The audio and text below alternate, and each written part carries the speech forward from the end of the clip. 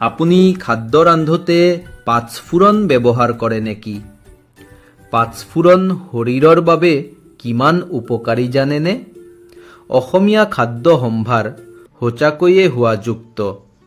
প্ৰতিটো অসমীয়া জুতিতে স্বাস্থ্যৰ বাবে উপকাৰী কিছু উপাদান থাকে।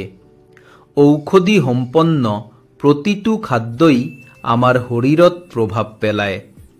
অসমীয়া খাদ্যত ব্যৱহাৰ হোৱা মছলাসমূহতো শৰীৰৰ বাবে উপকাৰী কিছু উপাদান থাকে। শৰীৰৰ বাবে পাঁচফোৰণৰ উপকাৰিতা। আমাৰ অসমীয়া খাদ্যত সঘনে ব্যৱহাৰ হোৱা এবিধ মছলা হৈছে পাঁচফোৰণ, যাক 5 স্পাইচ ব্লেণ্ড বুলিও জনা যায়।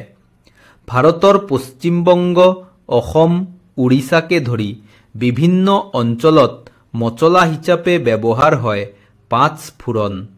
খাদ্যৰ সোৱাদ বৃদ্ধিৰ লগতে এই পুষ্টিকৰ মছলাৰ মিশ্ৰণটো অতি স্বাস্থ্যকৰ। পাঁচফোৰণত 5 প্ৰকাৰৰ মছলা বা বীজ থাকে: জিৰা, মিঠি, কালজিৰা, চফ, সৰিয়হৰ মিশ্ৰণটোকে আমি পাঁচফোৰণ বুলি কওঁ। আমাৰ খাদ্যত ব্যৱহাৰ কৰা এই পাঁচফোৰণৰ আছে বহু ঔষধি গুণ। পাঁচফোৰণে খাদ্যৰ পাচন প্ৰক্ৰিয়াত সহায় কৰে। জিৰা আৰু চফৰ গুটিয়ে পাচন প্ৰক্ৰিয়াত সহায় কৰাৰ লগতে মেথি গুটিয়ে ফাইবাৰ যোগান ধৰে। ফলত কোষ্ঠকাঠিন্যত ভুগি থকা লোকসকলৰ এই সমস্যা দূৰ হয়। মেথি গুটিয়ে তেজত শৰ্কৰাৰ পৰিমাণ নিয়ন্ত্ৰণ কৰে।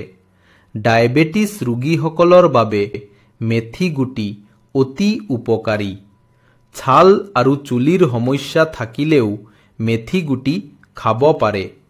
চফৰ গুটিয়ে ৰোগ পাঁচফোৰণত থকা সৰিয়হৰ গুটিতো ওমেগা-3 আৰু ফেটি এচিড থাকে, যিবোৰে হাৰ্টৰ বিভিন্ন সমস্যা দূৰ কৰাত সহায় কৰে।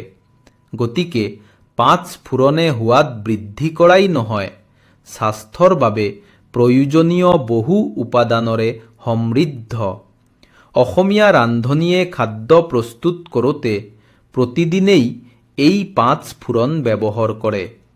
যদিহে আপোনাৰ খাদ্যত এই মছলাবিধ ব্যৱহাৰ কৰা নাই, তেন্তে সোনকালেই ব্যৱহাৰ কৰক।